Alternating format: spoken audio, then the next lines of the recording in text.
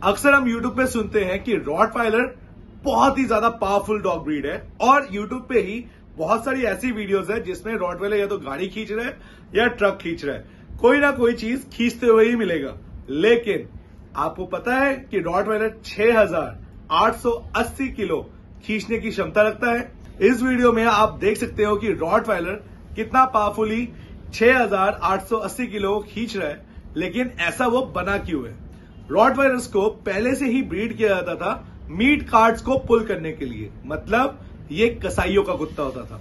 जो कसाई होते थे वो बढ़िया बढ़िया सॉसेज, सलामीज, यहां तक कि बड़े बड़े मीट लोफ्स को रेडी करके एक कार्ट बनाते थे, मतलब एक बग्गी बनाते थे, और उनका नेतृत्व करता था एक रॉटवाइलर जो उस गाड़ी को पुल करता था। उस गाड़ी को पुल करते टाइम कई बार ऐसा होता था कि लोग आते थे जो उसमें चोरी भी करना चाहते थे। तभी रॉटवाइलर एक प्रोटेक्टिव डॉग भी है कि वो जाके उन लोगों को रोकता भी था। तो अगर आपके पास एक रॉटवाइलर है, आप सोचते हो कि वो कितना पावरफुल है या मुझे इतना पुल क्यों करता है, इसीलिए उसकी वेट ट्रेनिंग की जाती है।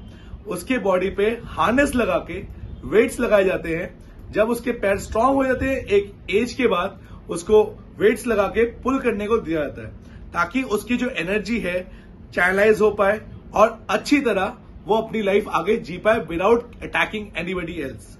क्योंकि अगर आप रॉटवाइलर जैसे बड़े स्ट्रांग डॉग ब्रीड को पाल रहे हो तो आपको समझना चाहिए कि वो ब्रीड किस लिए हुआ है। रॉटवाइलर अकेला ऐसा ब्रीड नहीं जो ऐसा करता है, लेकिन ये ऐसा ब्रीड है जो 6880 किलो को खींचने की क्षमता रखता है, जो हम जैसे इंसानों के लिए सिर्फ एक कल्पना है, क्योंकि हमारे अंदर इतनी क्षमता नहीं है। ऐसे डॉग ब्रीड को हम कंट्रोल कैसे करें। अब आपके दिमाग में ये बात आ रही होगी कि अगर ये 6880 किलो खींच रहा है तो ये हम लोग को तो ऐसे ही खींच लेगा, लेकिन ऐसा ये करता नहीं है, क्योंकि इसे बचपन से ही ट्रेन किया जाता है।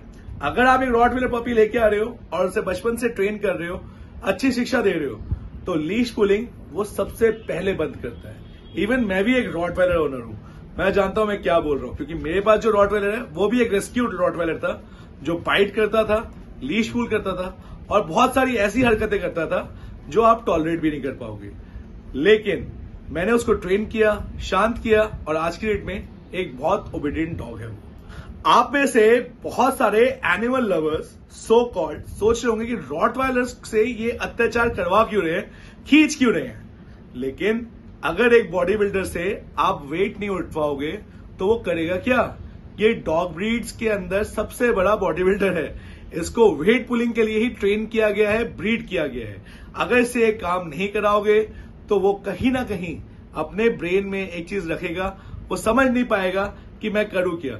अगर आप देखते हैं कि आपका भी जो रॉटवाइलर है बाहर जाता होगा, बड़े बड़े लट्ठे मुंह में उठाता होगा, बड़े बड़े ईंट उठाता होगा और उनसे ही खेलता है। इन डॉग ब्रीड्स को खेलने के लिए बड़े सामान की जरूरत होती है और हैवी सामान की।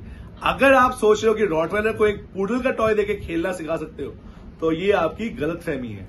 और जो सो कॉल्ड एनिमल लवर्स हैं जो सोच रहे हैं कि ऐसा करने से इनके ऊपर हम एनिमल क्रूएल्टी कर रहे हैं, प्लीज आप पहले ब्रीड के बारे में पढ़ो। और हमारे इंडिया में भी ऐसे बॉडी बिल्डर डॉग ब्रीड्स हैं जो ये क्षमता रखते हैं, जैसे कि पाकिस्तानी बुली हो गया, गुलटेर हो गया या फिर गद्दी कुत्ता हो गया। इनके अंदर भी इतनी पावर्स होती है, तभी इनको वर्किंग में लाया जाता है और ये डॉग ब्रीड शहरों में नहीं बल्कि गांव में रखा जाता है। तब तक के लिए मैं अभिनव कृष्ण एके डॉग डैडी आपको बाय कहता हूं।